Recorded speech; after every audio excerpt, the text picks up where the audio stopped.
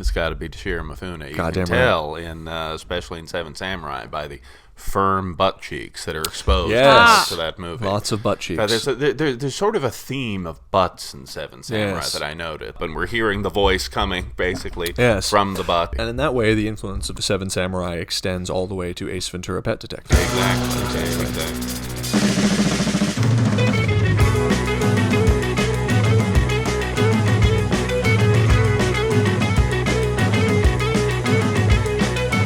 And we're back.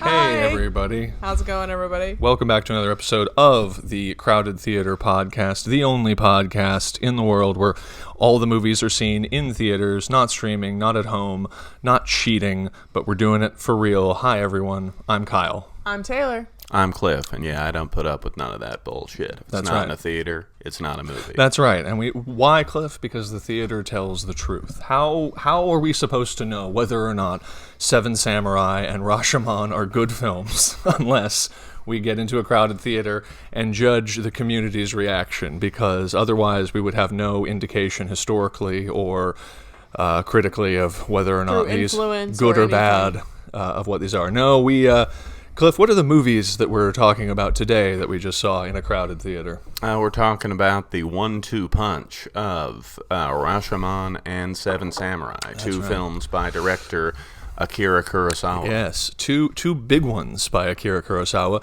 Ones that Cliff and I were pretty familiar with, had seen many times over the years. But Taylor, this was your first run. Yes, at Rashomon. If you ever have a good 5 hours to kill, these are great movies to fill that space with. Taylor had to be prepared emotionally, physically, psychologically for the fact that she was going to see a 3.5 hour long samurai movie. But thankfully, it was at the fantastic. Alamo, so there were snacks. No, I was going to say, thankfully, it was fantastic. And it really did just sweep you away for that whole time period. Good. No, excellent. I'm again interacting with this plant. But no, this was an interesting thing. We decided we didn't necessarily feel like we had a lot to say that hadn't already been said, perhaps, about Rashomon and Seven Samurai, but we did get the opportunity, not as part of any kind of scheduled double feature, but just because, and this is just how it is when you're seeing movies at a bunch of cool theaters in Austin, we get the chance to do that, and feel very fortunate about that.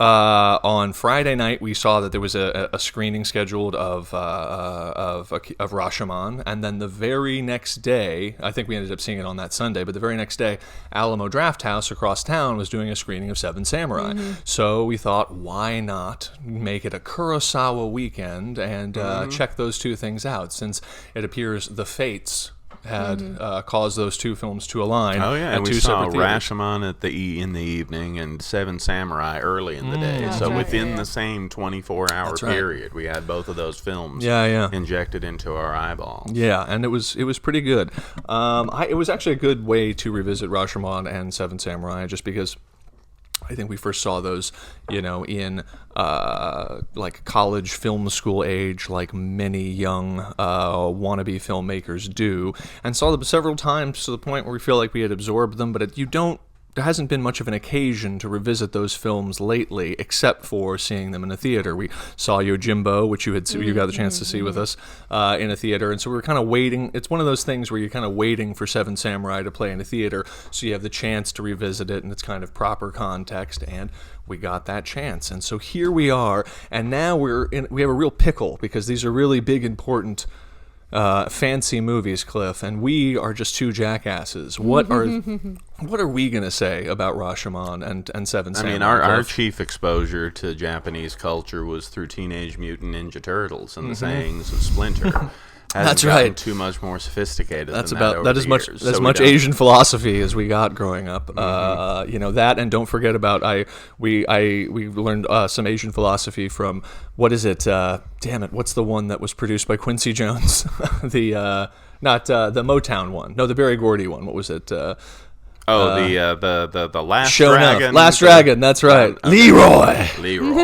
Yes. Mm-hmm. I remember in that Bruce Leroy. That's right. Bruce Leroy has a old Asian martial arts master who fires arrows at him, and he knows as he chops the arrows out of the air which one has the blue ribbon versus the red ribbon or something, and he's blindfolded, and so the guy's like, how did you know which one had the blue ribbon? And he's like, I don't know. And he's like, you've passed the final test, knowing without knowing. And I legitimately would like contemplate that idea of what would it mean to know without knowing, etc. as a child, and planted that seed. So if something could get through Last Dragon, I'm sure something got through Splinter, and probably a little bit more through Rashomon as well, some sort of thing. Anyway, Cliff, I don't know. How did you guys like seeing Rashomon and Seven Samurai in the theater? Good time, Taylor? Good time. Good showing. I think I said after both screenings, like, oh, I see where you the influence. You just walk out of the theater just chewing on every single scene and wanting to kind of like rethink each scene and just being like, I want to see this, but like westernized. Yeah, and it's one of those things we kind of talked about it going in, that idea that, it's one of those things where Seven Samurai is so influential. We were kind of curious what it would be like to watch the movie now, because it's been literally remade so many times, and then in spirit remade and influenced that basic premise of, like the town hires the warriors, that has even filtered its way all the way to like Three Amigos and A Bug's Life and stuff like that. A lot of it feels like Lord of the Rings Two Towers. Basically the whole Two Towers on the non-Frodo Sam side is basically a version of Rashomon, or not Rashomon, of Seven Samurai. Ultimately, the same structure, multiple perspectives but but you have your three virtuous warriors go into a land that's being ravaged by bandits to get together the forces to have a final standoff in the stronghold against the bandits which are invading, and ultimately kill every one of those MFers. Yes, that's right. They actually mark it down by the numbers. Yes, very cool. The Japanese checklist on all the heads of the bandits. Yes, no, very cool. No, that is, and again, it's so, seeing it in a modern context, I guess, where I'm sure, Taylor, you grew up watching anime and all sorts of things you've probably absorbed. Were there Bug's Life is actually my favorite movie as a small kid. Yeah, that's true. There you go. So did you recognize anything in Seven Samurai that you had, any things that you had seen echoed in other media from your childhood? Not one-to-one, but definitely it felt like an adventure that was both new and familiar, just because I've seen so many things of that nature. I think even you pointed out one of the characters feels like Zorro from One Piece, which is what we're kind of going through slowly now. Yes, that's right. And interestingly enough, as we learned from the PBS documentary about Akira Kurosawa, or at least I learned, one of his early exposures to cinema was that his older brother was hired as a silent film narrator, and would stand next to the screens doing all of the voices and translations and whatever for the silent films, for Zorro films, which is a fun thing. So that folds some of those things together. And that's kind of the fun thing, and that's some of the context that the film nerd context that feels, again, talked to death, but that we were trying to kind of give Taylor as we're walking into the movie is, and I'm sure I will give like the hyper-compressed version of the bullshit that has been said too many times, but we were trying to like shove into your ears, like, well, you see, like the Seven Samurai was remade as Magnificent Seven, and then like Yojimbo was remade as Dirty Dozen. Yeah, it was A Fistful of Dollars, exactly. I'm just, and then I've absorbed. Yeah, you've absorbed, and then we took this, but then like those films were Akira Kurosawa, like remaking like a lot of Western films, within a Japanese context, and so we kind of just battered all of that stuff into your head. And as trite as all of that seems to talk about, and on all of the remakes, and yes, Clint Eastwood was in the remake of Yojimbo, Seven Samurai was remade as Magnificent Seven. It is something that, especially in a kind of post-World War II context, it's something that is very interesting to think about the cultural exchange that had to happen. To kick off our actual formal conversations about this, obviously we can speculate as to the meanings of Seven Samurai and Rashomon, but here at the top of the podcast, we must have first pay respects and consult with the spirits of cinema. So we have done a tarot draw prior to consult the spirits of cinema as to what lessons we might incorporate into our conversation and for our audiences to glean in the coming weeks. So Taylor, draw the top tarot card and reveal it and initiate our formal conversation about Rashomon and Seven Samurai. It is It is the Eight of Cups inverted. So the Eight of Cups features an eclipse on it, y'all. And we actually had an eclipse here not too long ago. We had a couple of them here in Texas. We experienced the full darkness of an eclipse not too long ago. Saw the ring. Yes, yes. Shadows. Yes, it features an eclipse and also features a man walking away from 8 cups, leaving behind some aspect of his life that no longer serves him, some emotional constructs that no longer serve him to move on to something better. And how all the Ronin characters in Seven Samurai. There you go, leaving all that behind, and the cups. There's all that rain. There you go. Yes, very good. Lots I like of rain that. in both movies. Yes, but he's wandering away, and that's sort of where we begin with what is his name? Watanabe, the guy from Godzilla, and Akira, who is the main old samurai in Seven Samurai. The film begins with him cutting his top knot, walking away from being even the appearance of being a samurai, and quite symbolically donning the garb of a monk.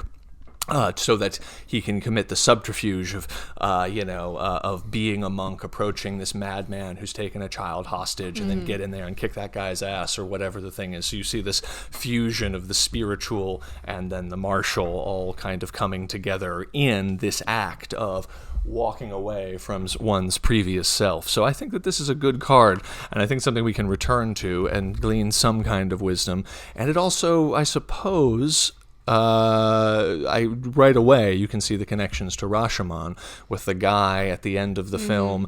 Again, in speaking of the Eight of Cups and all of that water in the temple being kind of rained on profusely, and contemplating the evils of the kind of this post-war world that he lives in that's been ravaged by all these things, and yet he at the end walks away from all of that with this child to start a new life, even though he already has 6 kids, etc., etc., etc. So there's something in there, perhaps. I don't know what.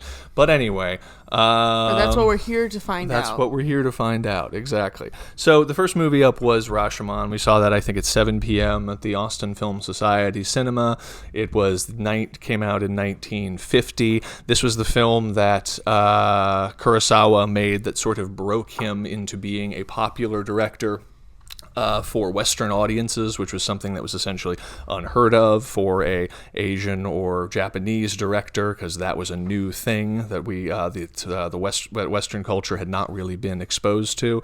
And apparently Rashomon, and this is somewhat interesting to think about, got kind of lukewarm reception in Japan, and yet went to the Venice Film Festival, won the Golden Lion, and as a result was a huge sensation in the West, and kind of began an association that Kurosawa was perhaps a Japanese filmmaker making films more for Western audiences than for Japanese audiences, etc., etc., etc.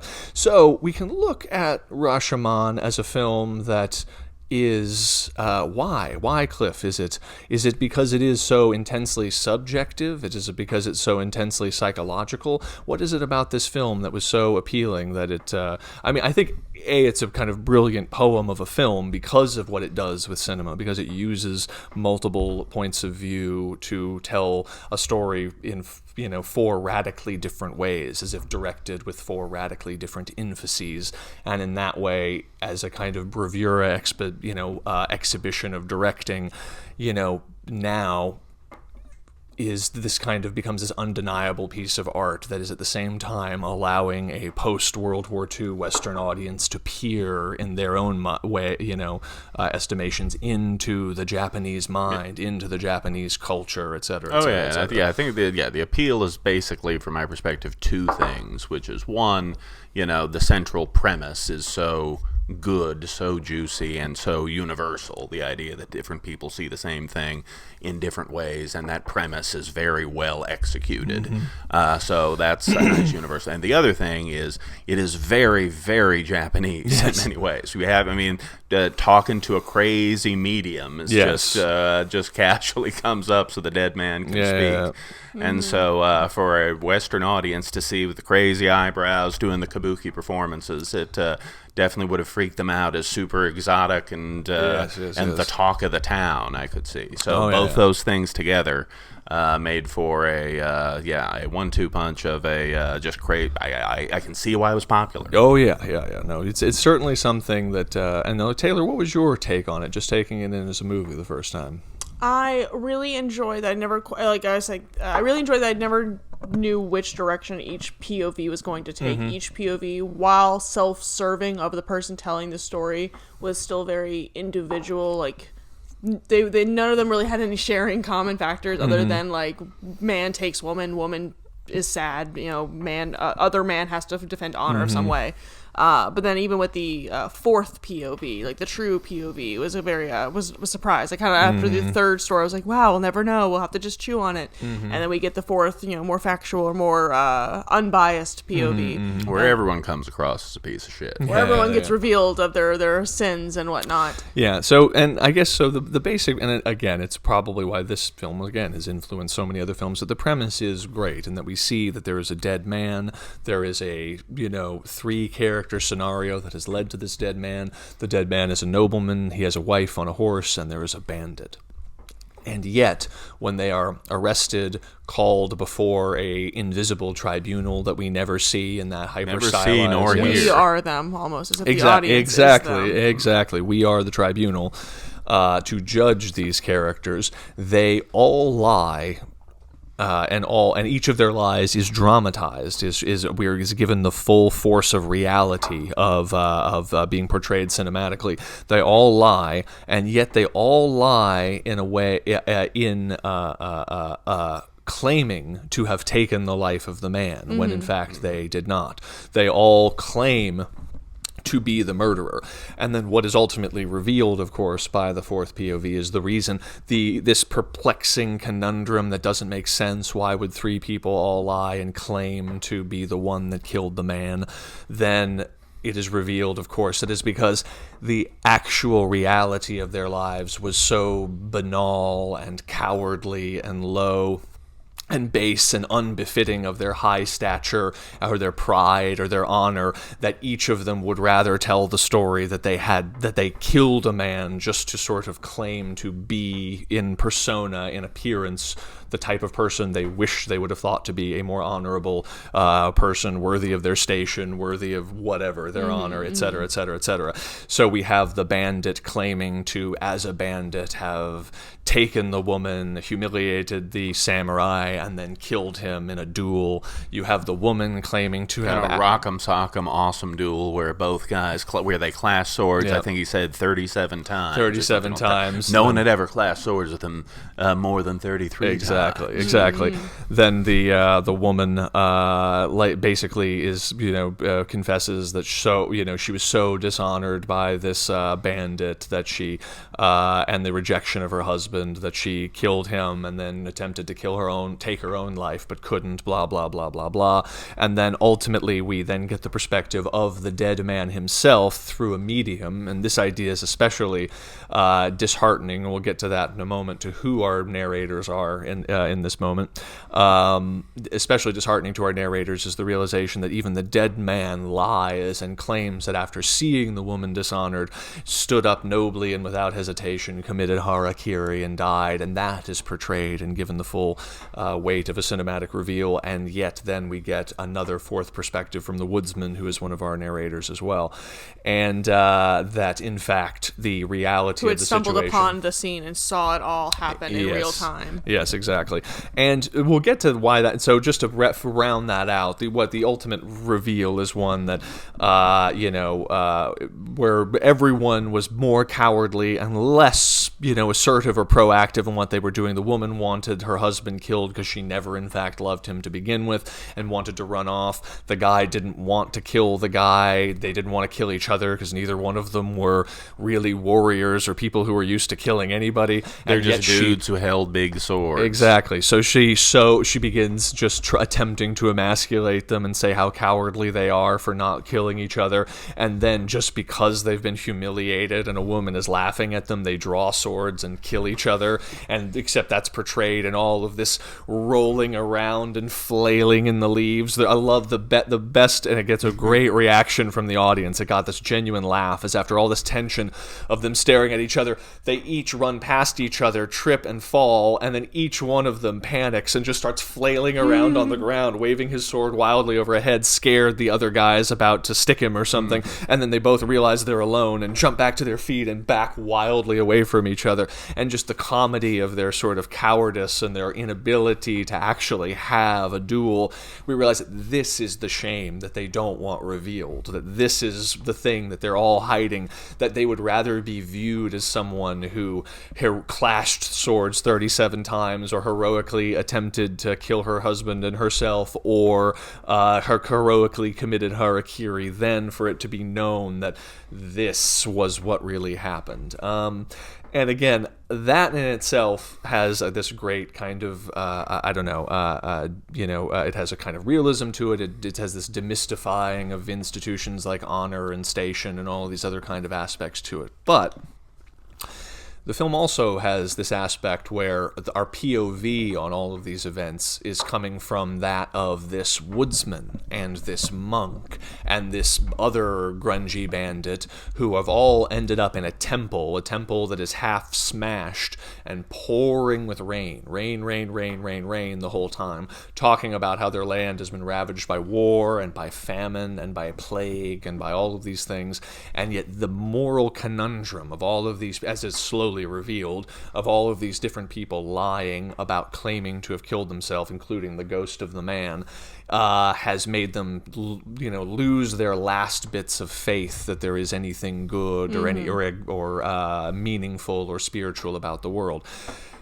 And in that way, even though these, in that way, it is interesting to look at how, and this is kind of what's beautiful about Kurosawa as a filmmaker, how uniquely cinematic aspects of the film add a subtext that speaks to the spiritual dilemma that's at work the entire time throughout the movie. The film is lit almost constantly with mirrors reflecting sunlight through leaves. The characters are almost constantly, they have the shadows of leaves passing over their eyes. They are almost constantly, and this speaks cinematically to the idea of intense subjectivity, they are looking up through the leaves, and Kurosawa is filming the sun coming through the leaves and sparkling and sparkling and sparkling. The first thing we see Toshiro Mifune's character do when he's brought before the invisible tribunal is we zoom in on his face and he's just staring, scrunchy-faced at the sky. And then we cut to his POV of just a cloud sitting there while the man who captured him and tied him is giving his testimony as to what has happened. And we basically are establishing cinematically the idea that the POV through which we are watching this has something to do with the sky, has something to do with the sun that is coming through in this dappled thing that even when we're on characters' faces, we are perpetually aware of this sunlight. Every time, like when the woman is kissed and her eyes roll back and her eyes are open, it cuts to her POV staring up at the sun. And we begin to realize that this surreal, what is the phrase they have now? Liminal space in which this tribunal is happening, where first we get the woodsman and then we get the monk, who then are relegated to the background and are sitting in these strong horizontal stripes of a wall and a shadow and sun. These almost looks like a I Ching symbol. We're realizing that this space in which we are in is something that's more than just a tribunal meant to kind of adjudicate this court case, that there is a divine perspective on these events there, which is why by the time we make it to the point where there is a literal whooping crazy medium who is talking to a ghost, it is more revealing of the space that we are in. The idea is we never see the tribunal. It is not of course, for the purposes of the story, it is a literal tribunal, but the idea is it is not literalized cinematically, even in seeing who or even hearing the voices of those people. Instead, who is Toshiro Mifune looking at? He is looking at a cloud. And where do we find our three narrators? We find them in a half-smashed temple with rain pouring in constantly, almost as if they are in a big stormy cloud.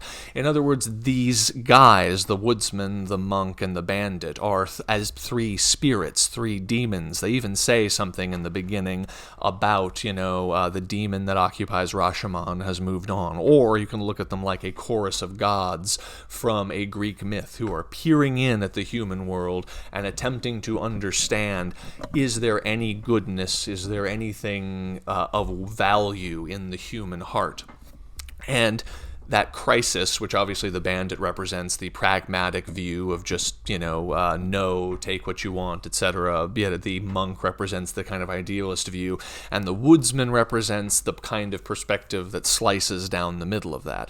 But what's interesting about the woodsman's perspective is, as we learn, because he is our fourth story that factors into it, that all of the cinema, and this goes on for minutes at the beginning of the movie, all of the cinema, starting on the axe blade over the woodsman's shoulder, pulling back, and rumpa-dumpa-dumpa-dump, he's walking through the woods, and then we see, again, beginning to establish that subjective POV. He sees a hat on a tree, and he looks at it, and rumpa-dumpa-dump. All of these things, this world that cinema is investing us in and investing us in and investing us in, is also a lie. Mm-hmm. It also didn't happen, because as he reveals later on, he came upon this whole scene in a completely different way. He came upon it when the situation was already in progress, and he hid, and then he ultimately stole the valuable pearl-handled knife and sold it, which is why he is having such a crisis of conscience right now. But this whole world that cinema is investing us in, which is our cinematic bedrock, we think, of objectivity, before we even get to the tribunal, before we even get to the different perspective, we realize is also a lie. So these minutes of him seeing the hat, and then going from seeing the hat to seeing whatever, and then finding the knife, and then coming upon the scene, also didn't happen. And so he is also, again, in that way, not just a unreliable narrator, but his intercession in these events is almost spectral in nature, because all of the story that all we're witnessing is the story he gave to the tribunal, his rationalization, his justification for why he was there. We're not seeing the reality of the situation. And so when that is revealed, we kind of realize that this story that's framing the story, these three men held up in this sort of smashed temple talking about the woes of the world, who are then lingering ever present in this kind of weird, again, numinous liminal space where all of a sudden, people are talking to this sky presence about their sins and about trying to rationalize who they were versus who they really were, is that they are,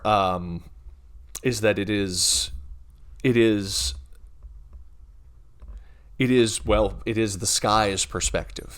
They are cloud people. They are a few interested gods checking out what's going on and attempting to literally pass judgment over the whole of humanity, which ultimately, I guess, is revealed in that final shot where the bandit attempts to just take the kimono from the baby. The monk is, lost faith in humanity, and yet it is the woodsman who already has 6 kids and is already burdened with these things, who suddenly finds this spark within himself to take this baby home with him and raise it, and that baby is, of course, all of humanity, as the gods have now judged us favorably after this crazy time of plague and war, which we would have just been coming out of as a society.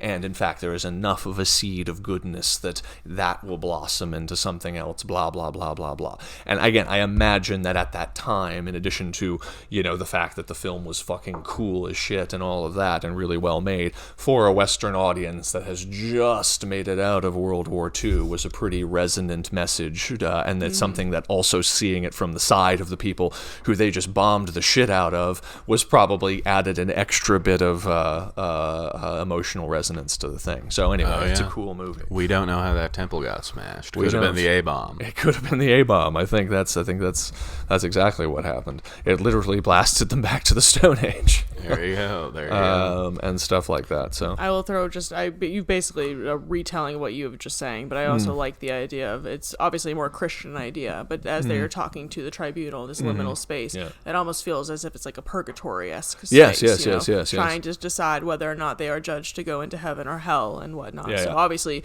just a retelling of like the gods or the POV looking in, but it's just kind of unique how it literally can be just translated to a Christian audience or a Western audience. It is very transgressive in that way. No, I mean that's the thing is I think that's one of the cool things about it is that it's not one of those things where the symbolic idea is the more important one to be conscious of. I mean, the film has a tremendous plot. It all works on the very literal level. It's engaging from the get-go. But it's these choices of the film does. It's on two levels. The choices that the film makes about what to literalize, that is to say, the tribunal is never literalized, we don't see their face, blah, blah, blah, the verse, it speak to, obviously, the themes and speak, obviously, to this perspective, this kind of perspective that transcends the human perspective, and yet the film is at the same time about these four different perspectives, these human perspectives, and their wild disparity from some capital T truth that is out there that only the cloud man, the woodsman who sits between the monk and the bandit, can kind of discern, can split with his axe, if you will, his mind, to speaking of the tarot, the axe or the sword being the mind, and he is the one who has to make the choice at the end, just to take the baby or not take the baby with him. And we then realize Eight of Cups. Much like the Eight of Cups, exactly. That's right. That's true. He does have his cloak wrapped up here, and perhaps under this cloak he has the tiny baby, and stuff like that. And I don't know. It's I see the resemblance. Yeah. And of course, in this film, we have the playing the bandit. You have just about the best actor you could have playing anything in anything, Toshiro Mifune. Taylor, how is we were trying to remind you that because you had seen both High and Low and Yojimbo, so you'd seen Toshiro Mifune in something else. How'd you like him in this movie? I really liked him. I think he's got a great face. I think he's got he sure does. He does have a great face, and he's just very, very enjoyable on screen. He just has a very. But you did not like him at all in the beginning of this movie. Did I not? Well, I know when the girl's trying to stab him in the beginning, I remember you're like, "Get him! I hate." I'm talking to you. Like initially the character, you were like, "I don't like him." Maybe because he's a bandit. No, maybe. And he was scratching himself all the time. Itchy with his very weird itchy. scabbies. Yes. No, but otherwise his comedic or his character is throughout the film is very enjoyable. No, I did notice him win everyone over. Especially, I think it was I liked about watching you watch the movie is how thoroughly again, even because I knew that there would be multiple perspectives in Rashomon. I'm sure prior to having watched it the first time, which was probably when I was in film school, but we did not really. I thought we were talking about Seven Samurai. No, I do remember not liking the bandit still in Rashomon. I thought we had moved on to Seven Samurai. No, I'm sorry. Not yet. No, but yes, I remember. Yes, no, I did not like the bandit. She did not like the rapey bandit. I did not care for the rape. In fact, it was my least favorite part of that. Least favorite part. No, I did like watching you fully invest in the perspective of the first story, the bandit story, as reality, because why wouldn't you? He tells it so invigoratingly. Yeah, and the assumption is that this is the plot of the movie, and we will proceed on to subsequent events from here. And then got to kind of feel you get the second story, the POV of the woman telling her version of the story, which is very weird and intensely different, where she ends in the perplexing way where she lays claim to having killed the person, etc. So I'm curious, what was that experience like, kind of beginning to see the premise of the multiple POVs reveal themselves? It was kind of interesting, because again, I did not care for the braggadocious nature of the bandit up front, but obviously he was going to bolster his reputation as much as possible, because ultimately he did get caught nonetheless. And then you kind of immediately almost forgive him because the woman is like, but he was so honorable, like he still took my honor, but he felt bad, or he had this kind of like more of like a caring nature to him, where you almost kind of do feel like there was an element of her genuine being like, and he was so handsome. Yeah, I think there's aspects of that for sure throughout. Would you kind of, as the audience, you're like, okay, I can kind of see that, and you start to, as an audience, realize, okay, you're not seeing the truth. You're kind of having to figure out the truth. And I myself like stories or even just like mystery novels of like, okay, well, what is the truth? What is this unreliable narrator telling me? And so, and again, as a female, I can kind of see that POV a little bit more, understandably so. And then you get to the ghost story, which you, as myself, thinking, bless you, that there's going to be the rule of three, and a much kind of almost maybe even personally side with the priest, thinking, well, the dead don't lie, dead man tell no, whatever, et cetera, et cetera. And so I was just ready to be like, okay, well, whatever the dead man says is truth. And then I was very surprised and very even more engaged and more excited that there was yet a fourth POV that is very much a like, wait, I was not expecting this, I was not ready for this, I was ready to wrap up, and I was, and got a much more invigorating last story. Yeah, and one that kind of, in the best way, as the final punchline, upends even those parts of the film that we thought were truth in the beginning, like the woodsman stuff. Immediately we realize are also just another non-existent thing, another sort of phantom, etc., etc., etc. And it's all cool, and it's really good, and Toshiro Mifune's really awesome in it. But yeah, the consistency with which that visual idea is constantly hammered through. There is not really a shot where there's not sunlight hitting them, and I found out that they in fact use mirrors and stuff. But it is one of those things where just from that kind of constant emphasis on the sun both hitting their face and looking up, it is an idea that is purely cinematic and yet charges all of these things with meaning that I don't think even necessarily has to be conceptualized. I think we kind of get it, that we're both their perspective looking up at the sun and the sun's perspective looking down upon them, and the cloud looking down upon Toshiro Mifune is the tribunal. We are the tribunal as the gods sitting in clouds, judging these movie characters, but these story characters who are being kind of portrayed, directed, if you will, in four intensely different ways based upon their own POV of their own life, etc., etc., etc.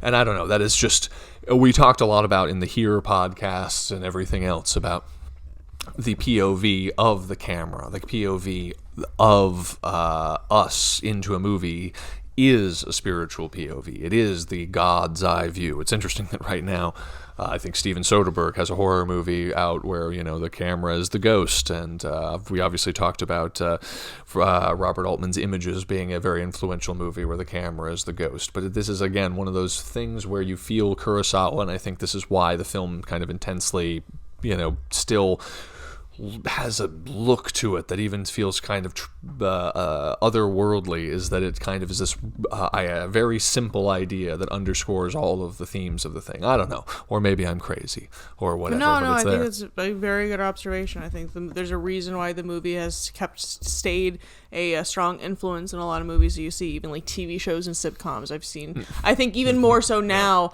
I think you see that use of the Rashomon storytelling in so that's true. There's one episode of Frasier and probably many others. That's right. They did a Rashomon Frasier where there's multiple perspectives. So Cliff and I, it was a Christmas episode. I think we rewatched not too long ago. It's just standard sitcom plot at this point. That's right. And completely worked his way into the. And there was an episode of Community that's all about their chaos theory episode, which is essentially 6 different potential things, but they also do include multiple subjective perspectives on the same events, and I'm sure it's been parodied a number of other times. But since we're about halfway through, I think it is good that we transition into the 3.5-hour-long Seven Samurai, a film that came out with an intermission that was on Yes. When we saw Godfather 2, Taylor was quite disappointed. They put up the intermission tag for a second, and everyone got up, and then immediately the second half of the movie started without interruption.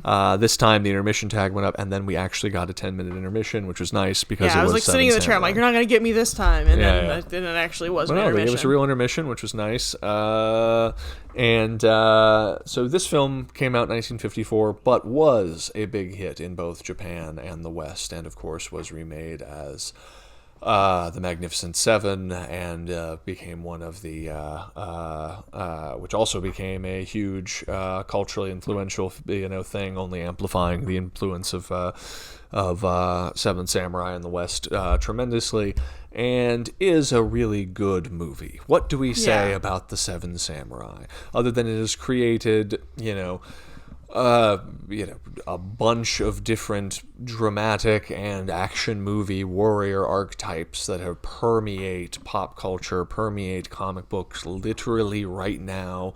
I think whatever Zack Snyder's last 5-hour bajillion dollar Netflix epic, that Rebel Moon, right? It's called something like that. Yeah, is some sort of, I presume, I have not seen it, some sort of space opera remake of Seven Samurai, I guess. Because the space people are taking everyone's rice or something like that. I don't know. But anyhow, it's just the fantastic premise, of course, is that the simple, common people of a town hire some ronin, some masterless samurai, and again, a period blighted by bandits and war and all sorts of things.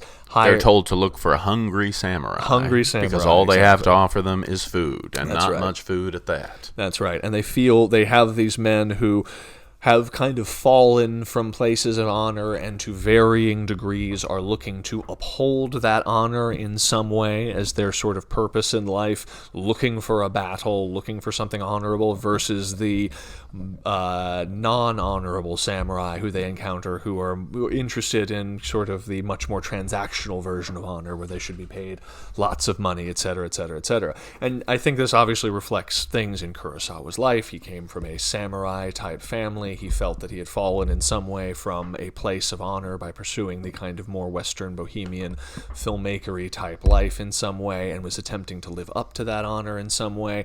But I couldn't help but feel also putting together this team and this plan and this again, too much has been said about, the movies like Inception are really about filmmaking. It's often a boring conversation to have, but I couldn't help with this film and realize how much of the planning and orchestrating of the battle plan felt like a film director and many other people putting together a film. Now, here's the question. Who gives a shit?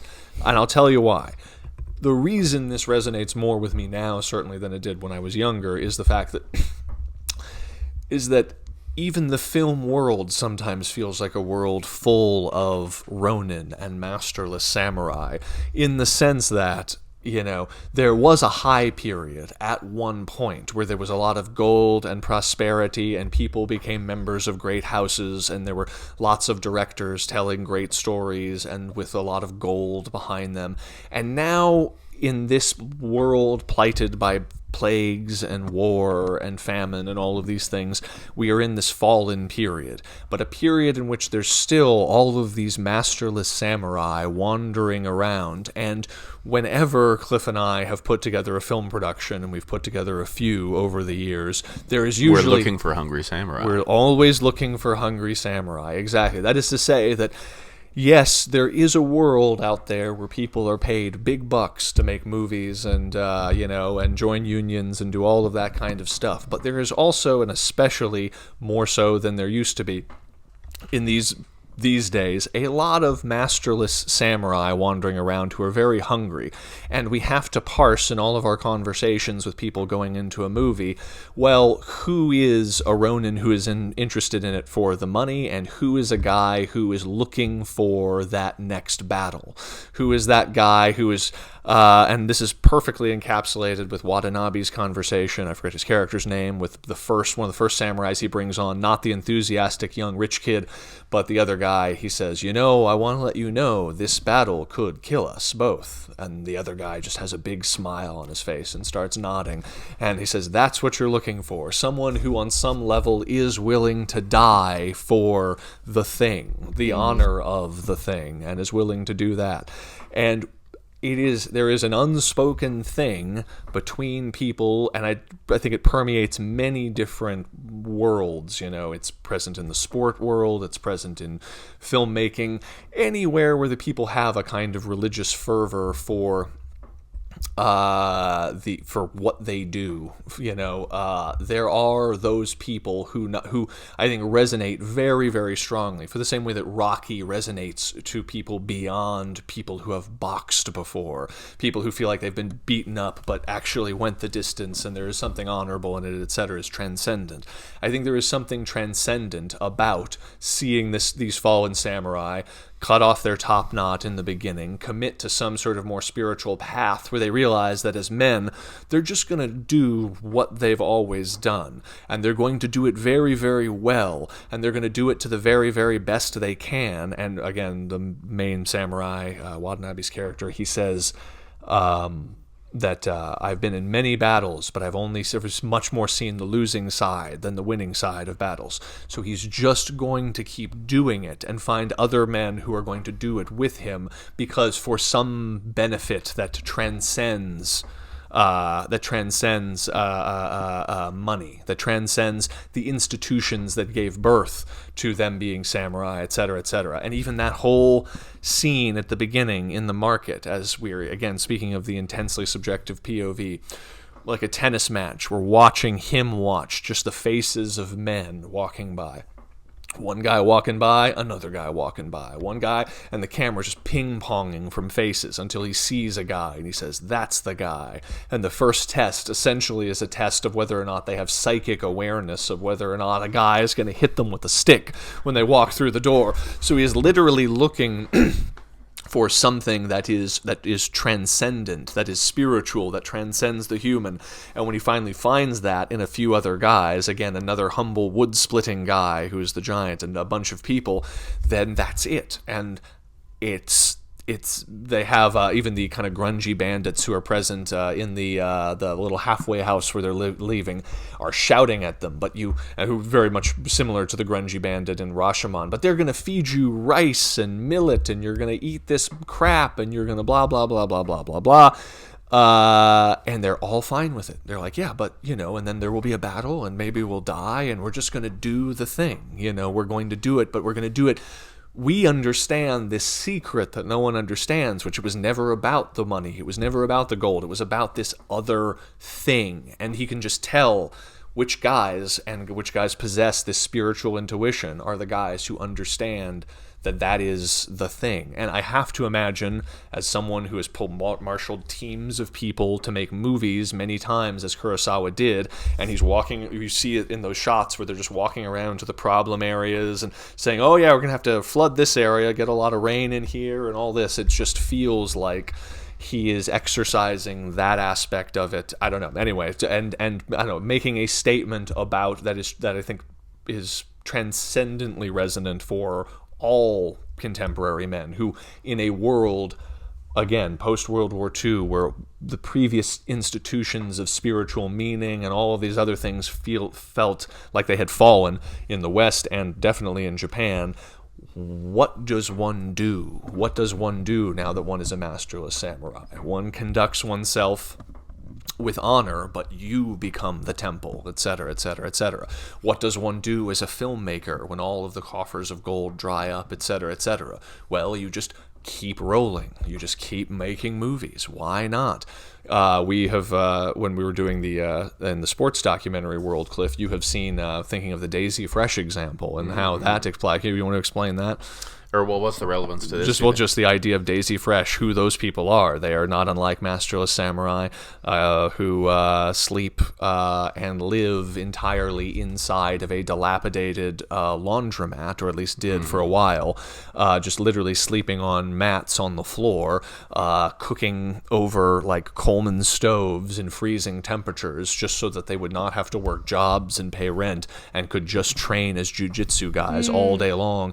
Again, in some where were they located? They are somewhere in Illinois. Yes. But yeah, very cold place, dilapidated. It was a former laundromat called Daisy Fresh, but yeah, they have moved out since. But yeah, basically it was just guys showing up who had no jobs or prospects or anything, or some who did. And gave a lot of that up. In fact, there was a guy who left a $300,000 a year job in Australia. He was the young samurai. He's the young samurai from the thing who gave up the rich life to go and... Exactly. all just because they are inspired by wanting to learn jiu-jitsu and get good at jiu-jitsu. And there was a reputation that there was some good jiu-jitsu at this gym, and you could sleep on the mats. The owner wouldn't kick you out, and so there they came. And not coincidentally, the word jiu-jitsu, of course, is derived from jiu-jitsu, which comes from Japan. And so in a weird way, this art, martial arts, and this, we're talking about, Bruce Leroy and the Last Dragon and fucking Splinter carrying with them these kind of conduits of meaning that sort of continue to permeate and resonate even in Western culture throughout the world. We realize that even something like jiu-jitsu has carried with it a culture that seems somewhat similar to this samurai culture, to the extent that there appear to be people who are doing jiu-jitsu for its own sake. Not unlike the filmmakers, they are rolling. They continue to roll just because they realize that something about doing the thing very well and getting better at the thing is filling other coffers somewhere else that with lots and lots of gold, not unlike these cups that will eventually be overflowing with gold. There we go. I'm bringing the card back into it. It's an end in itself. It's a self-sufficient end that doing the thing sharpens something else, that there is something else, this sort of spiritual reward for whatever it is that we do that kind of transcends the material rewards and whether or not they will actually, come within the span of one's lifetime, et cetera, et cetera, et cetera,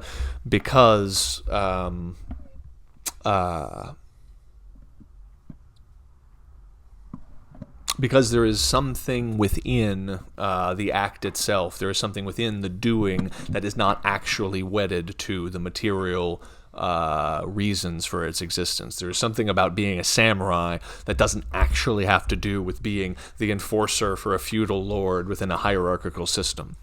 There is something about being a filmmaker that has nothing to do with media as a word, has nothing to do with producing pieces of media for profit. There is something that has to do with being a jiu-jitsu guy that has nothing to do with necessarily winning fights or with competing within tournaments and bringing home hardware and getting a sponsorship deal with some gi company or whatever.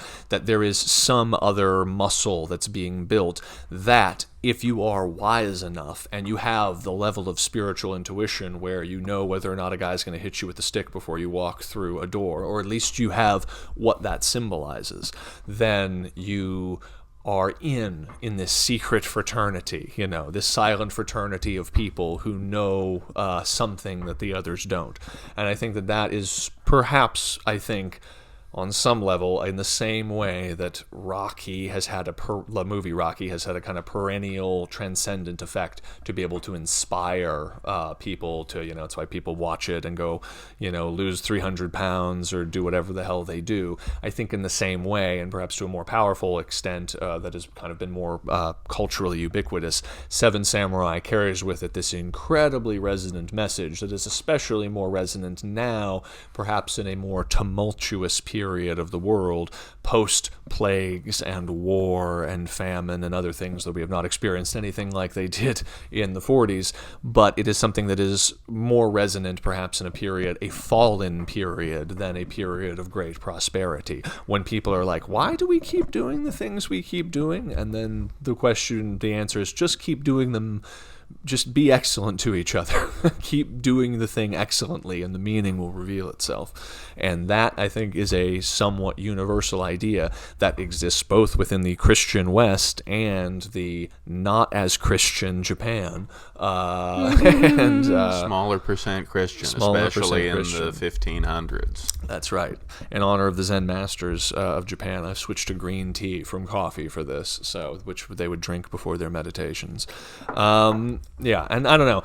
And that's the thing, is that, we could talk a lot about how good Toshiro Mifune is and how amazing that they had 6 rain trucks and were shot in all of this incredible rain, so everything looks so brilliantly cinematic, and how God and the spirits within the film are represented by wind, and then this wind would be picked up on by Steven Spielberg in his films, and then Chris Columbus in his films like Home Alone, to bring it back to Home Alone. The presence of spirits is always occasioned, Nosferatu's presence of spirits is always occasioned by wind. So these ideas that kind of these kind of transcendent spiritual ideas, which, again, as a young and dumb filmmaker who was only interested in how to make kick-ass samurai movies with a bunch of rain and a bunch of swords and a bunch of stabbing, was definitely the level on which I appreciated the film. And yet, on this level, literally, we were probably as a seeing it as an older person now, not old but older, I were probably 20 minutes into the movie, and just him putting together a team of guys was legitimately emotionally affecting for me, and I'm wiping away tears. I'm why is this so emotionally affecting? Mm-hmm. It's he's just trying to find other guys that get it, man, that get that there's more to it, man, and there's just something about that is universal. That, and by the time we make it to the end and all of the rain and all of that, it's obviously works, but it was right away something very, very universal and resonant that I've been pawing at with words for the last 25 minutes of jabbering. But hopefully the audience can glean something from that as they walk away into their next step. Kyle holds up the 8 of cups and stuff. I had 8 cups worth of emotions during this, all the 3.5 hours of this film. Mm-hmm. So, good ratio. Yes, anyway. Well, cool. Well, I know we've been talking about this for a while at this point. I don't feel like we've mentioned hardly anything about the movies at all, except for just talking about how cool and meaningful they were. I feel like these movies are kind of movies that you've either already seen or you've either heard about, or you've seen the influences. So I don't know if you necessarily need to break down. And, yeah, for sure. And that's the other thing is that I am sure there are people who have talked to death far, far better each sequence in the film and all of that. I love obviously the great character of the swordsman who you brought up before, who has his fantastic duel, and again, that idea that a man wears just on his face is actually made textual there as well. His spiritual power is he observes the one guy with a tremendous amount of bravado shaking his stick and everything, shaking his sword ultimately, and then he observes the other swordsman meditating perfectly, and he says, well, this is something to the extent, something like, this is a farce or this is a charade. And so the answer is so clear because he knows obviously who's going to win the fight before the fight even begins. And again, that is that idea that you can see it's the idea that's enforced in all of the shots of the faces prior to that this extra thing, this suit of spiritual armor, is observable if you know what you're looking for.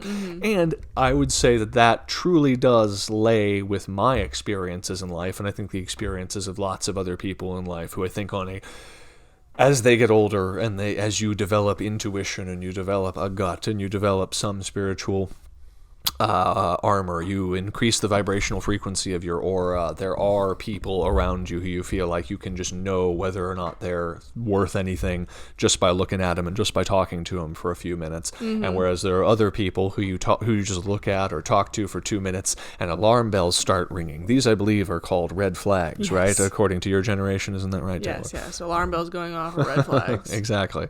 And so I don't know. That is fantastic. And again, one of the there's not much that we can add to all that has been said about Toshiro Mifune, but what is really amazing about this role is he's basically plays a dog in this film, holding this giant sword over his shoulder. Talk about things that have been super influential in the anime world. Just this guy carrying a giant oversized sword over one shoulder the entire movie. Who's basically a dog at the beginning of this movie, scratching around, following the different samurai. It's of course revealed that his contempt that he expresses for the farmers. He has all this farmers are murderers and liars and all this other stuff is because he was born a farmer and he hates himself for his low birth, as opposed to all of the other samurai's high birth. He is the opposite of that, and all the armor and stuff he has on him, he's just stolen. He even has the scroll of his lineage, which is that of a 13-year-old boy, which not only makes him not a samurai, but also also the kind of person who would steal a lineage scroll from a 13-year-old boy, blah, blah, blah. And they all have a good laugh about that. And, of course, he, in the end, is the one who kills the last guy, dies, actually asserts his honor. It is he, after the first samurais die, the woodsman and the other guys, it is he who raises the banner of the 7 samurai, and he is the one who kind of, again, with all of that whipping wind going the whole time, the one who keeps alive the flame of their honor and all of this in this low moment, and he earns all of that honor by the end of it, even though, and of course, and there's that beautiful moment where he is spitting all of his vitriol about the farmers the whole time, and then he just on a dime turns it and says, "It's all your samurai's fault for doing this and this and this," and he goes, and he's like tears in his eyes, and he's like, "You were born a farmer, weren't you?" And he goes, and he runs away, and he's very sad, and it is a very, I don't know, just very good, very, very good.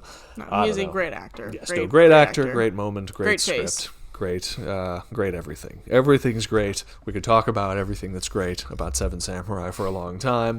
The young idealistic samurai, not unlike the guy at Daisy Fresh Jiu-Jitsu, Cliff, who actually came from a background of substance, wants to earn his honor, wants to get in the mix, and looks up, of course, to the swordsman who goes, I love, the moment where the swordsman just runs off and comes back with the other musket and says, 2 more are dead, and scratches him off.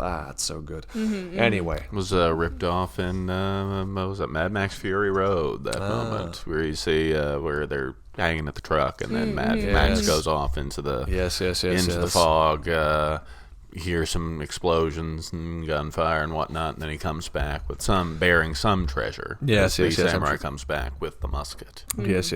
I don't know. It's a really good movie. Rashomon, 7 Samurai. We should probably wrap up so this doesn't go on for too long. Is there anything else we haven't? I guess we also, in a moment, we will get to who was the most jacked person in 7 Samurai or Rashomon. Oh, that's easy. Same person, and it's got to be Toshiro Mifune. You can tell, especially in 7 Samurai, by the firm butt cheeks that are exposed to that movie. Lots of butt cheeks. There's sort of a theme of butts in 7 Samurai that I noted. Like, one of the first villager we hear talking is basically we hear speaking from a woman's butt. She's just on the ground crying, as so many women are in these movies, with her butt sticking up, and we're hearing the voice coming basically from the butt. And there are lots of butts all throughout the movie. And in that way, the influence of 7 Samurai extends all the way to Ace Ventura: Pet Detective. Exactly. And Naked Lunch. There we go. Anyway. There we go. Movies where people talk from butts. Woo. All right. So on that note, I will actually leave the audience with this one thing. As we were rewatching the Kurosawa accept the Academy Award for his Honorary Academy Award. There we go. His Honorary Academy Award, and I was just expecting, as he took the stage next to George Lucas and Steven Spielberg, that he would just look like Yoda, because he looked like a small Japanese man, and then he was taller than both of them, which was surprising to me. And we were looking over some stuff prior to this, Koni Chikawa, the director of Fires on the Plain and was saying that he met the young screenwriter Kurosawa before he was a director, and he was immediately struck by the fact that he was very tall and handsome, and so that makes him cool too, because he was apparently very tall. So think about that for a Japanese guy. He's taller than Spielberg, and he's from a samurai family. That's they right. had to be big enough to wield those swords in actual defense of feudal lords just a couple generations. This is true. Before Kurosawa, born in 1910. Yes. And so his father grew up apparently wearing still the samurai top knot. Gotta remember, Japan basically was still a feudal society as of like 1850 when Western steamships started showing up. Yeah. So it was not that long ago, the samurai lifestyle in Mr.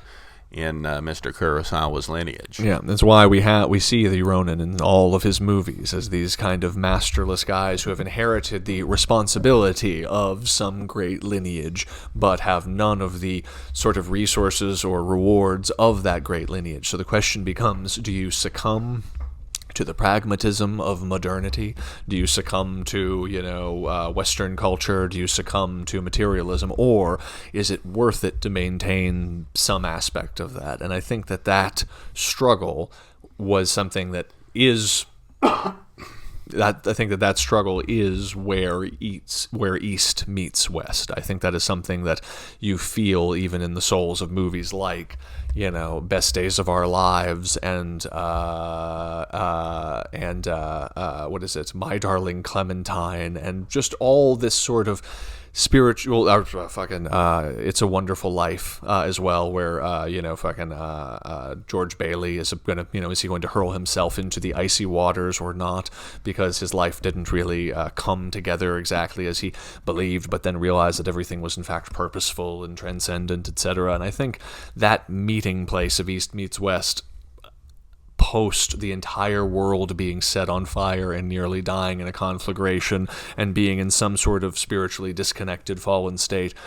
I don't know if the fundamental purpose of art is unity on some level, to take disparate threads or ideas and unify them in individual people or in stories, to take any dynamic tension or any friction and unify, then kind of speaks to the tremendous dynamic power of Seven Samurai, because whether it's the dynamic tension across eons of time, or at least the intervening decades that have happened since World War II to now, or it is just across the huge cultural divide of a Western, just post-feudal Japanese culture and a relatively alien, contemporary, modern Western culture, these ideas seem to be completely universal, speaking, if you will, to some sort of universal religion with no name, Cliff. Isn't that right?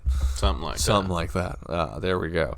All right. I don't know. So, well, hopefully there's something interesting about Seven Samurai. I hope we've talked you into seeing these movies if you haven't already seen these movies. I know.